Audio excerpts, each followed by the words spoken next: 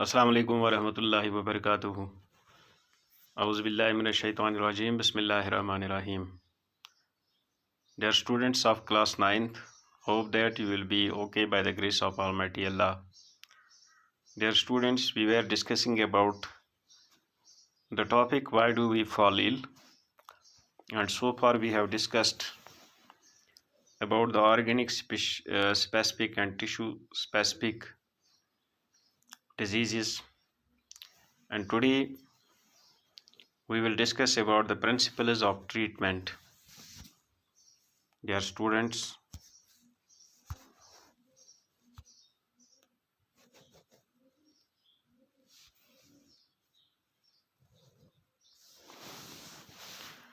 what are the steps taken by your family when you fall sick?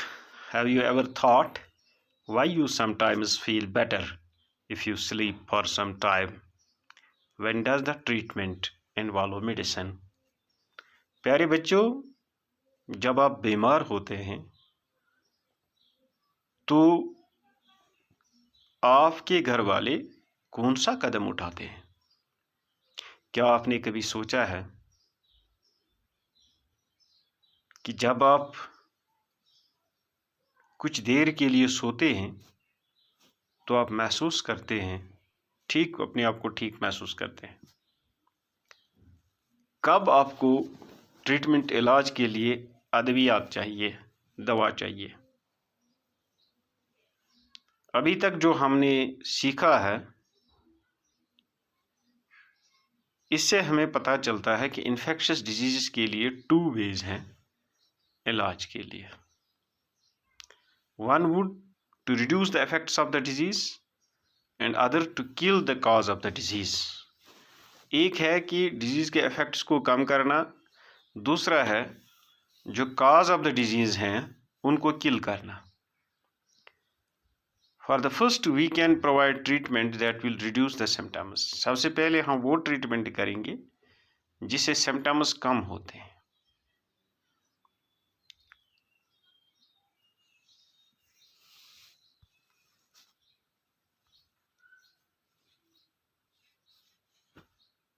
We can provide the treatment that will reduce the symptoms. The symptoms are usually because of inflammation. For example, we take medicines that bring down fever, reduce pain or lose motion. We can take bed rest. मिसाल के तौर पर हम अद्वियात लेते हैं जिसकी वजह से हमारा बुखार कम होता है। पेन को कम करने के लिए या लूज मोशन को ठीक करने के लिए we can take bed rest so that we can conserve our energy. इसके लिए हमें क्या करना चाहिए? हमें बेड रेस्ट लेना है ताकि हम अपनी एनर्जी को कंजर्व कर सकें। That will enable us to have more of it available to focus on healing. तो ये हमें इस काबिल बनाएगा कि हमारे पास ज़्यादा एनर्जी अवेलेबल रहेगी ताकि हम हीलिंग पे, यानी ठीक होने पे ज़्यादा फोकस कर सकते हैं। But this kind of symptom directed treatment by itself will not make infecting microbe go away or the disease will not be cured.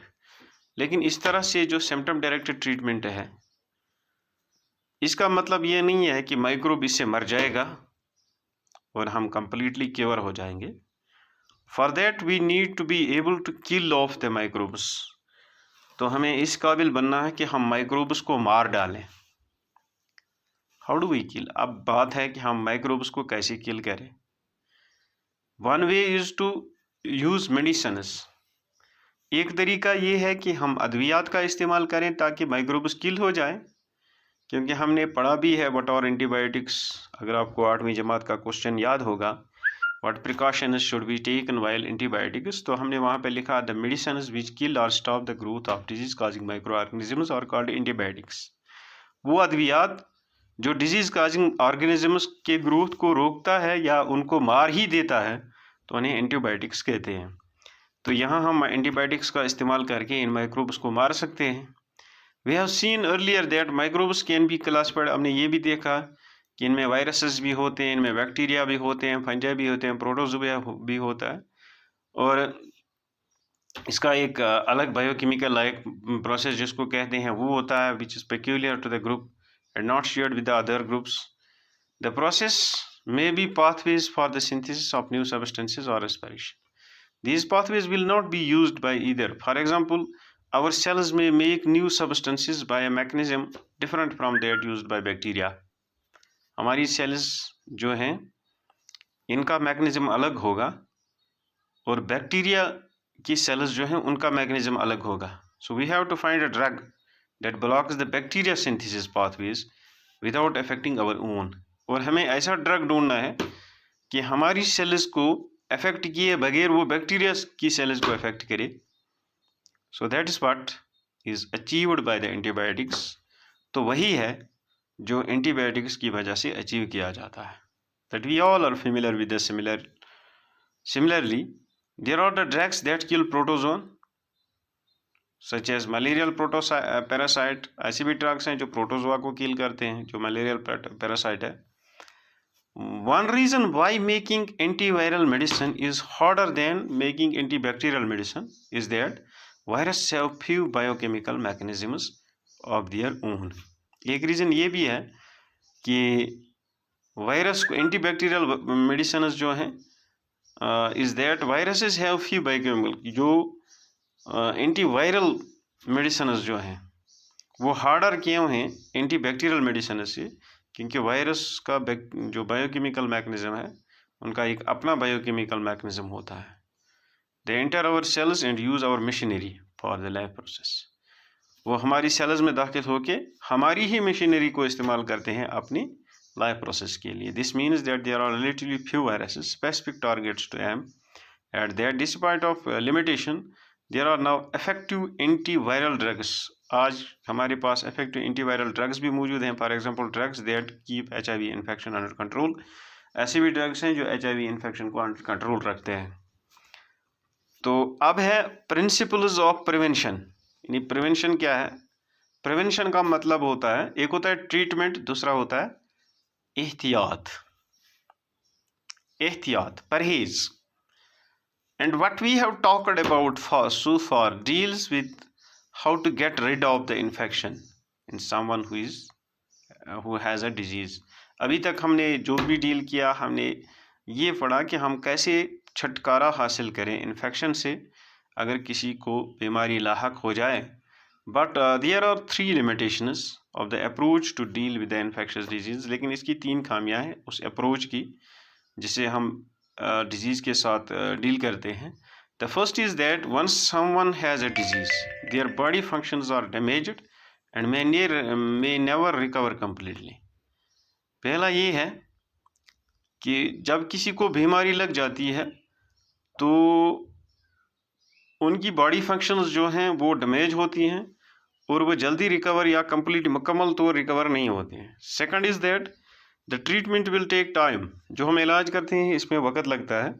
Which means that someone is suffering from the disease is likely to जो वो bedridden for some time even if we give proper treatment. तो दूसरी बात ये है कि उसको bedridden रहना चाहिए या वो रहता है इवन अगर हम अच्छी ट्रीटमेंट भी हम उसको देखते हैं. थर्ड है that a person suffering from an infectious disease can serve as a source from where the infection may spread to other people. जो इन्फेक्शियस डिजीज़ से पर्सन जो सफ़र करता है ये बाकी लोगों के लिए भी सोर्स बन सकता है, ये ट्रांसफ़र कर सकता है डिजीज़ को. This is the limitation.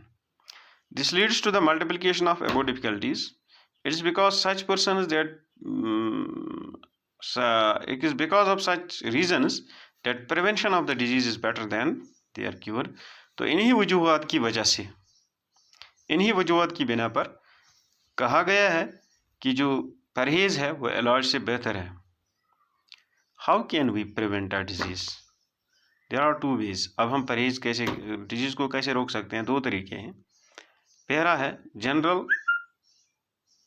And on specific to each disease. The general ways of preventing disease क्या क्या हैं? Infectious mostly, preventing exposure. How can we prevent the exposure of infectious microbes? If we look at the means of their spreading, we get some easy answers. अब अगर means of spreading को हम देखेंगे तो हमारे पास इजी आंसर्स मिलेंगे, क्योंकि means जो हैं या तो एयरबोर्न हैं, we can prevent exposure by providing safe drinking water. इसी तरह वाटर बोर्न हो सकते हैं, they can be done by treating their water to kill any microbial contamination. For vector borne disease we can provide clean environments. This would not for example allow mosquito breeding. In other words, public hygiene is one of the basic key to prevention of the infectious disease को रोकने के लिए जो public hygiene है, सफाई सुथराई का ख्याल जो रखना है, बहुत ज़रूरी है। In addition to these issues, इनके अलावा जो एनवायरनमेंट से ताल्लुक़ रखते हैं issues, there are some other general principles to prevent, कुछ और उसूल भी हैं जिससे हम बीमारी को रोक सकते हैं। To appreciate those principles, let us ask the question we have not looked at so far. Normally we are faced with infectious sickness every day. If someone is suffering from a cold and cough in the class, अगर class में कोई है तो उसको ज़ुकाम है, खांसी है, it's likely that the children sitting around him will be exposed. तो ये मुमकिन है कि जो उसकी इर्द गिर्द में बच्चे बैठे हुए होते हैं तो उनको भी ये इन्फेक्शन हो सकता है। But all of them do not actually suffer from the disease. Why not? लेकिन वो सभी फिर डिजीज से सफ़र नहीं होते। क्यों नहीं? क्यों नहीं होते? This is because the immune system of our body is normally fighting off. जो हमारा इम्यून सिस्टम है बॉडी का, वो फाइट करता है इन्फेक्शंस के खिलाफ। We have cells, हमारे पास सेल्स हैं, स्पेशलाइज्ड सेल्स हैं जो किल करते हैं इन माइक्रोब्स को, और this cells go into the action each infecting microbe enter our body. जो ही इन्फेक्टिंग माइक्रोब हमारी बॉडी में एंटर होता है तो सेल्स एक्टिवेट होते हैं और वो एक्शन करते हैं, actually come down with any disease. The immune cells manage to kill off the infection long before it assumes major proportions. As we have noted earlier, if the number of the infecting microbes is controlled, अगर infecting microbes की तादाद जो है वो कम होगी, controlled होगी, the manifestation of the disease will be minor. तो disease की मैनिफेस्टेशन जो होगी वो भी कम होगी, उसका ज़ाहिर होना कम होगा। In other words, becoming exposed to or infected with an infectious microbe does not necessarily mean developing noticeable disease. So one way of the looking at the severe infectious disease is that it represents the lack of success of immune system.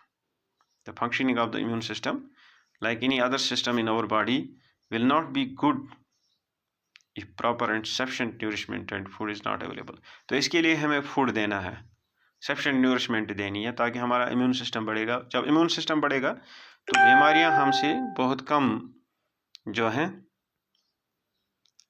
ये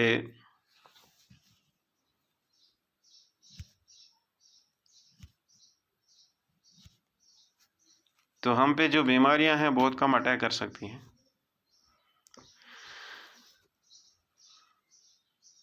तो there are general ways preventing infectious disease. General ways क्या हो? Related to the immune system usually fights the microbial. These days there is no small pox anywhere. आप देखिए आज small pox दुनिया में कहीं नहीं है, but we recently as 100 years ago small pox एक एपिडेमिक्स थी। In such epidemic people used to be very afraid. लोग बहुत डरे हुए होते थे, जिस तरह आज कोविड-19 की वजह से लोग बहुत डर रहे हैं। तो however it was one group of the people who did not have this fear. लेकिन लोगों का एक ग्रुप था जिनको ये खौफ नहीं था। These people would provide the nursing care of the victims of smallpox. So this was the group of people who had smallpox earlier and survived it. लेकिन ये वो ग्रुप था जिनको पहले था, उसमें से बच निकले with a lot of scaring. In other words, if you had smallpox once, there was no chance of, अगर एक बार आपको suffering from it again, दोबारा इससे सफ़र होने का कोई चांस नहीं था। So having a disease once means that preventing subsequent attacks. तो एक बार अगर कोई बीमारी होती है तो सब्सिक्वेंट अटैक्स को प्रिवेंट करने का मतलब है। This happens because when the immune system first sees an infectious microbe, it responds against it and then it remembers it specially.